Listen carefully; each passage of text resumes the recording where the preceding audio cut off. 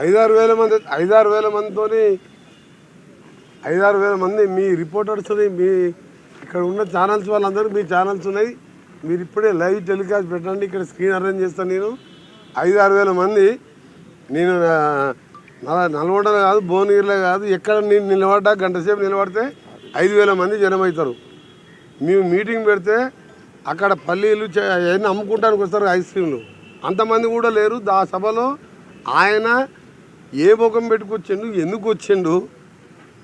11 సీట్లు 60-70 వేల majority, parliament candidate 6 లక్షల మెజార్టీ, సౌత్ ఇండియాలో హైయెస్ట్ నల్గొండ, నెక్స్ట్ భువనగిరిలో 3-4 లక్షల మెజార్టీ, ఏదో ఏకలింగం 2-3 వేలతో గెలిచి ఇంకా ఎందుకు వచ్చిండ్రు నల్గొండకు? ఫ్లోరైడ్ని పెంచి పోషించిండు 10 ఏళ్ళ.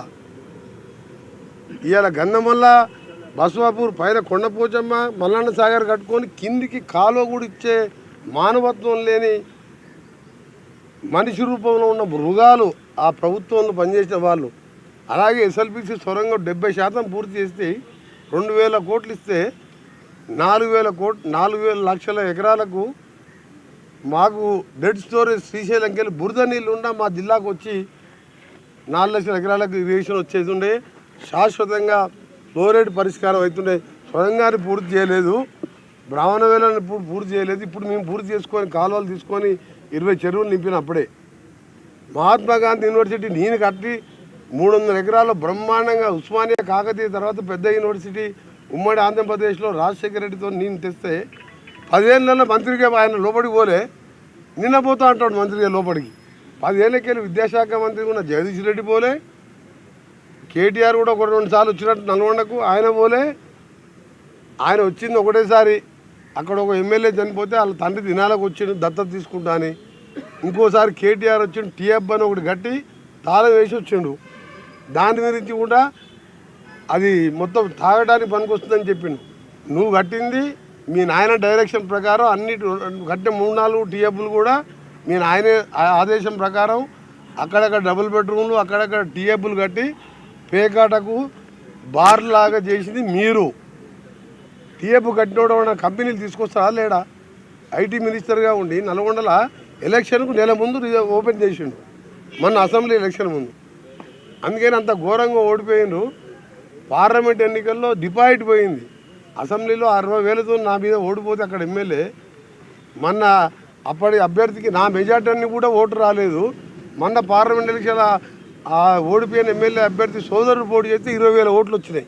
ఎమ్మెల్యే ఎంపీగా పోటీ చేస్తే 20,000 ఓట్లు వచ్చిన ఆయనకు నల్గొండకు వచ్చి నా మీద మాట్లాడి తెలంగాణ కోసం కొట్లాడి మంత్రి పదవి వదిలిపెట్టి సొరంగం లాంటి ప్రాజెక్టు తీసుకొచ్చి ఫ్లోరైడ్ కోసం కొట్లాడినప్పుడు వీళ్ళ ఆయన డిప్యూటీ స్పీకర్గా అధికార హోదాలో బుల్లెట్ ప్రూఫ్ కార్లలో తిరుగుతున్నాడు.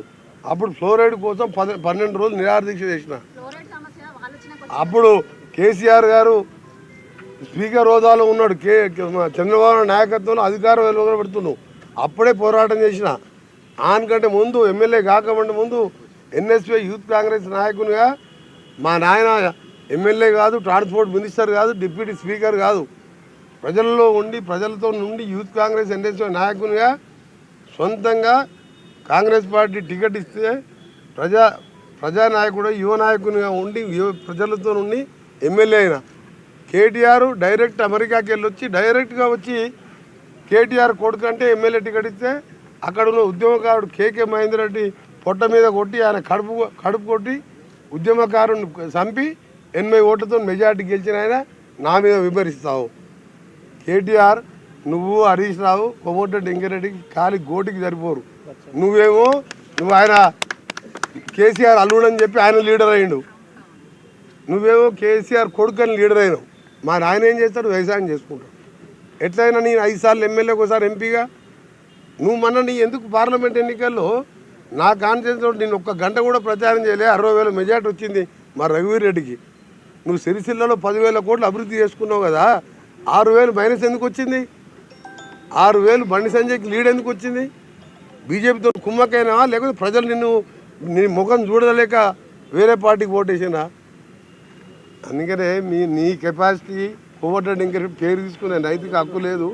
కోమటిరెడ్డి వెంకరెడ్డి అంటే నీతి నిజాయితీకి మారు పేరు. 30 ఏళ్ళలో ఒక్కసారి నా పేరు వచ్చింది. నాది ఎక్కడైనా కబ్జాలు చేసి నువ్వు దోసుకున్నాను. నువ్వు ఫార్ములా రేసు, ఈ రేసు, రేసు గుర్రాలు, బిల్లర్ల గుర్రాలు, ధరణి మీద 2-3 లక్షల కోటకి వెళ్తుంది. మీ ఆస్తులన్నీ మొత్తం పక్కాగా బయటపడితే ఒక్కొక్కటి బయటపడి కోర్టుకు పోయి, సుప్రీంకోర్టుకు పోయి కోట్ల రూపాయలు అడ్వకేట్లను పెట్టి నా మీద ఒక చిన్న కేసు అన్న ఉన్నదా? అవినీతి వరకు ఉన్నదా? పదవిని 3 ఏళ్ళ పదవి వదిలిపెట్టుకున్నాన్ని మీ నాయనలాగా రాజీనామా చేయ, by election, collection, re election, by election. నేను రాజీనామా చేసినంటే మళ్ళీ చెప్పిన, ఆ రోజు చెప్పిన, గవర్నర్ ఇంటి ముందర చెప్పిన, తెలంగాణ రాష్ట్రం వస్తుంది, వచ్చినప్పుడే మంత్రి అయితే అప్పటిదాకా మంత్రి పదవి తీసుకున్నా. అందుకనే ఆ బచ్చగాల గురించి మాట్లాడకు.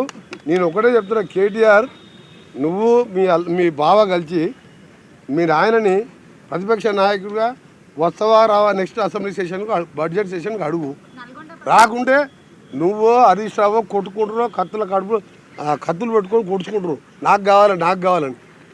ఆయన ఎట్లా వస్తట్లేడు. మా ముఖ్యమంత్రి గారు మొన్న బాగా చెప్పిండు, కొడంగల సర్పంచ్ 4 రోజులు ఊళ్ళలోకి రాకపోతే తర్వాత వస్తే రాళ్ళ తీసుకొని ఎడబడతారు సర్పంచ్ ఎమ్మడి. ప్రతిపక్ష నాయకుడు 13 నెలలు అసెంబ్లీకి రాకుండా ఏం చెప్పాలి? అవసరం ఆయనకు ఆ పోస్టు? నువ్వు మీ బావ తీసుకొని కొట్లాడు, అప్పుడు మీకు సమాధానం చెప్తావు.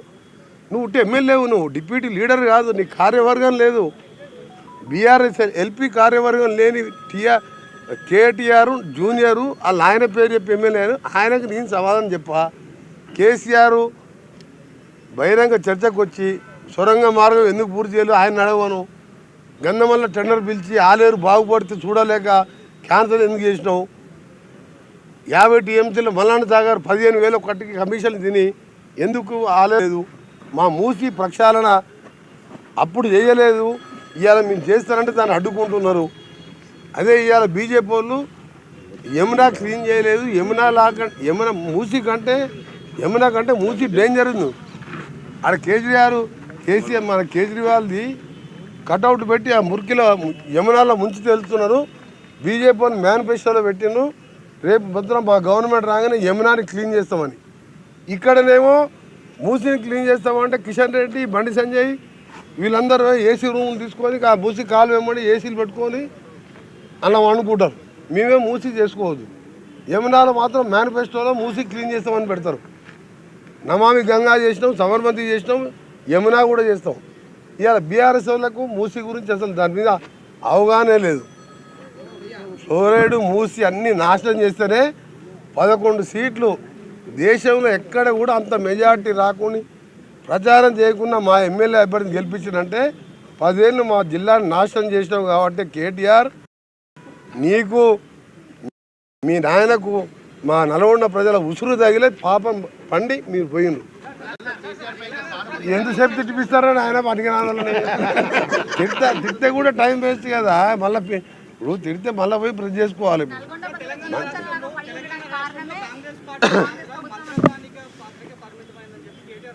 అలా కేటీఆర్ తప్ప కూడా పిల్లగాని గురించి ఎందుకు మాట్లాడతారా?